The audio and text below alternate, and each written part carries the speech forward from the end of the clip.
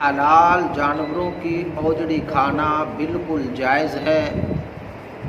رسول کریم صلی اللہ تعالی علیہ وآلہ وسلم نے اوجڑی کو خود کھایا ہے۔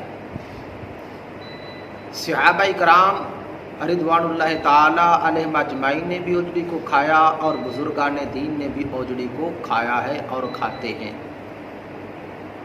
امام بدر الدین عینی رحمۃ اللہ تعالی علیہ نے اپنی کتاب نخب الافکار جلد نمبر 2 صفحہ نمبر 25 طبع دار النوادر الکویت کی چھپی ہوئی کتاب ہے۔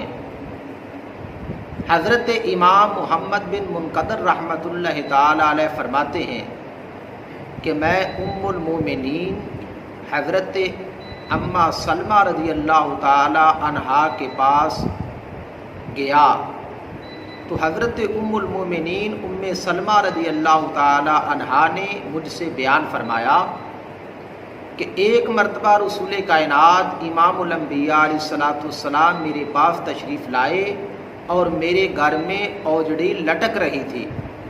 نبی کریم علیہ الصلوۃ والسلام نے فرمایا، اے ام سلمہ، اس اوجڑی کو میرے لیے پکا کر تیار کرو۔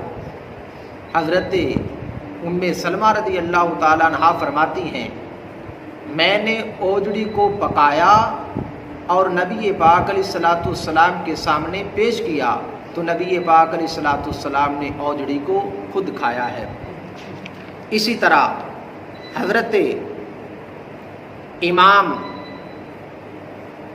ابن کثیر رحمۃ اللہ تعالی علیہ جامع المسانید و سنن جلد نمبر 16 صفحہ نمبر 146 طبع دار الفکر بیروت اور لبنان کی چھپی ہوئی کتاب ہے۔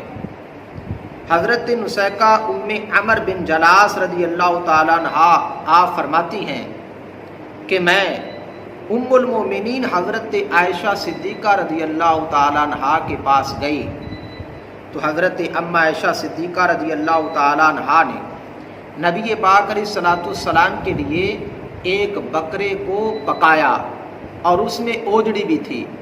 نبی پاک علیہ الصلوۃ والسلام نے پوچھا، اے عائشہ، میرے لیے کیا ناشتہ تیار کیا ہے؟ تو حضرت ام المومنین اما عائشہ صدیقہ رضی اللہ تعالی عنہا نے بکرے کی دستی، جو کی روٹیوں کے ٹکڑے اور اوجڑی کے ٹکڑے پیش کیے تو ام المومنین اما عائشہ صدیقہ